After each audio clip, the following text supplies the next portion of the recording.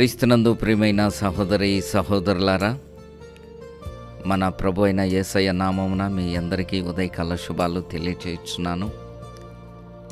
దేవుని మహాకృపను బట్టి మరొక నూతన దినాన్ని దేవుడు మన జీవితంలో ప్రవేశపెట్టాడు. అందును బట్టి త్రియేక దేవునికి వందనాలు, స్తోత్రాలు చెల్లించి ఈ వాక్య ధ్యానంతో ఈ దినాన్ని మనం ప్రారంభించుకుందాం. కీర్తనల గ్రంథంలో నుండి మనం చూస్తే కీర్తనల గ్రంథం 46వ అధ్యాయము కీర్తనల గ్రంథం 46వ సంకీర్తన 10వ వచనం మనం చూస్తే, ఊరకుండుడి, నేనే దేవుడనని తెలుసుకునుడి, అన్యజనులలో నేను మహోన్నతుడగుదును, భూమి మీద నేను మహోన్నతుడనగుదును. దేవుడు తన వాక్యమును మన వెనుకటిలో దీవించునుగాక.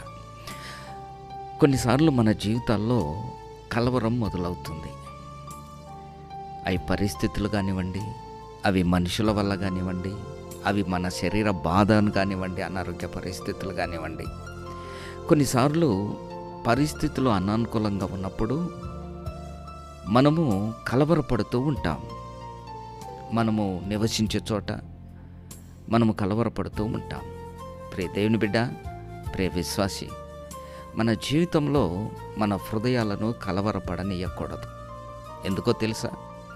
మనము ఒక ప్రత్యేకమైన వారం, దేవుని చేత తన జనదైక కుమారుడైన క్రీస్తు ద్వారా, క్రీస్తులో మనము ఏర్పరచబడి ఉన్నాం. ఆయన ఎప్పుడు మనల్ని కలవరపడనీయడు. యేసయ్య అన్నాడు శిష్యగణముతో, మీ హృదయములను కలవరపడనీయకుడి. ఈరోజు వర్తమానం వింటున్న సహోదరి సహోదరుడా, నీ హృదయములో ఏ కలవరం ఉందో నాకు తెలియదు, నీ హృదయంలో ఎటువంటి అలజడి ఉందో నీకు తెలియదు. కానీ దేవుడు నీతో మాట్లాడుతున్న అమూల్యమైన వాగ్దానం ఏంటో తెలుసా? ఊరకుండుడి, నేనే దేవుడనని తెలుసుకునుడి, అన్యజనులలో నేను మహోన్నతుడనగుదును. ఈ మాట సత్యం. ఆయన ఆ మహోన్నతుడైన దేవుడు నరుడు కాదు అబద్ధమాడటానికి.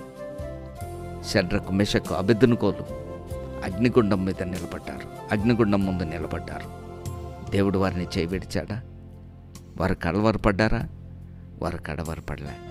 కారణం ఏంటో తెలుసా? ఈ అగ్నిగుండము నుంచి మమ్మల్ని తప్పించుటకు మా దేవుడు సమర్థుడు అన్నాడు. ఎర్ర సముద్రం దగ్గర ఇశ్రాయేలు ప్రజలు కలవరపడ్డారు. అయితే దేవుడు ఒక మాట అన్నాడు, మోషే, ఎందుకు మొరపెడుచున్నావు? సాగిపో. ఎన్ని ఎర్ర సముద్రాలు అడ్డు వచ్చినా, మన ముందు ఎన్ని అగ్నిగుండాలు మన ముందు ఉన్నా కలవరపడకూడదు. ఎందుకో తెలుసా? ప్రభు అన్నాడు, నేనే దేవుడనని మీరు తెలుసుకున్నట్టు. ఊరకుండుడి అంటే కలవరపడకుడి, ఊరకుండుడి, కేకలు వేయకండి, భయపడకండి, బెంబెల్లెత్తిపోకండి. నేను నీ దేవుడను, అన్యజనులలో నేను మహోన్నతుడనవుతాను. దేవుడు మనల్ని రక్షించి, ఒకవేళ మనం అన్యజనుల మధ్య ఉన్నా, ఒకవేళ మనము ఎక్కడ ఏ జనాంగము మధ్య ఉన్నా, ఏ ప్రదేశంలో ఉన్నా, దేవుడు తనకు మహిమ తెచ్చుకుంటాడు. షడ్రకు, మెషకు, అబెద్దునుగోలను రక్షించి దేవుడు మహిమ తెచ్చుకోలేదా? ప్రియ దేవుని బిడ్డ, ఎర్ర సముద్రంని 2 పాయలుగా చేసి దేవుడు మహిమ తెచ్చుకోలేదా? ఐగుప్తు సకల దేవతలకు తీర్పు తీర్చిన మహోన్నతుడైన దేవుడు తనకు మహిమ తెచ్చుకోలేదా? ప్రియ విశ్వాసి, ఈరోజు ఏ సమస్యలో, ఏ ఇబ్బందులో, ఏ పరిస్థితుల్లో, శరీర బాధ ఏదైనా సరే నిన్ను కలవర పెడుతూ ఉంటే, అలజడి నీ హృదయంలో ఉంటే దాన్ని తీసివేయి. ప్రభు నీతో అంటున్నాడు, ఊరకుండుడి, మౌనంగా ఉండుడి, ధైర్యం తెచ్చుకునుడి అని దేవుడు నీతో మాట్లాడుతున్నాడు. ప్రియ దేవుని బిడ్డ, ఈ ఉదయకాల సమయంలో దేవుని యొక్క మహోన్నతమైన ప్రశస్తమైన హస్తాల్లో నీవున్నావు. ఎందుకు కలవరం? మౌనంగా ఉండు, దేవుని స్తుతించు, దేవుని గణపరచు. నేనే దేవుడనని తెలుసుకున్నాడు అంటాడు. బలపరిచే దేవుడు, ధైర్యపరిచే దేవుడు నీతో ఉన్నాడు. తనకు మహిమ తెచ్చుకుంటాడు నిన్ను స్వస్థపరిచి. ఏ సమస్యల్లో ఉంటాడో ఆ సమస్యలో విడిపించి నిన్ను మహిమ తెచ్చుకుంటాడు. కనుక అధైర్యపడక విశ్వాసంతో నాతో కూడా ప్రార్థన చేయి. తలలు వంచు, ప్రార్థన చేసుకుందాం. కృపగల తండ్రి, దయగల దేవ, సర్వాధికారి, మీ పరిశుద్ధ ఘనమైన మహోన్నతమైన నామానికి స్తుతి స్తోత్రం నాయన. అవును ప్రభువా, నేనే దేవుడను. అవును తండ్రి, నీవు తప్ప మరొక దేవుడు లేడు.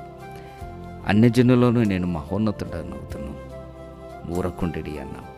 అవును ప్రభు, మా జీవితాల్లో నెమ్మది సమాధానం లేదు, అలజడితో ఉన్న మా జీవితాల్లో ఈరోజు మీరు మాతో మాట్లాడుతున్నారు నీ దాసుని ద్వారా. ఊరకుండుడి, మౌనంగా ఉండుడి. నేనే దేవుడను, అన్ని జనులలో నేను మహోన్నతుడనగుతును.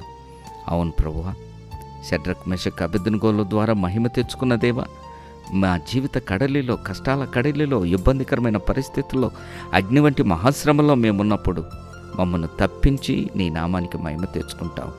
అందరు బట్టి వందనాలు. ఇదిగో నీ కృపచేత బలపరచుమని నజరేయుడైన యేసయ్య నామమున అడుగుచున్నాము తండ్రి. Amen, amen. God bless you. ప్రభు నిన్ను దీవించును గాక. ఆమెన్.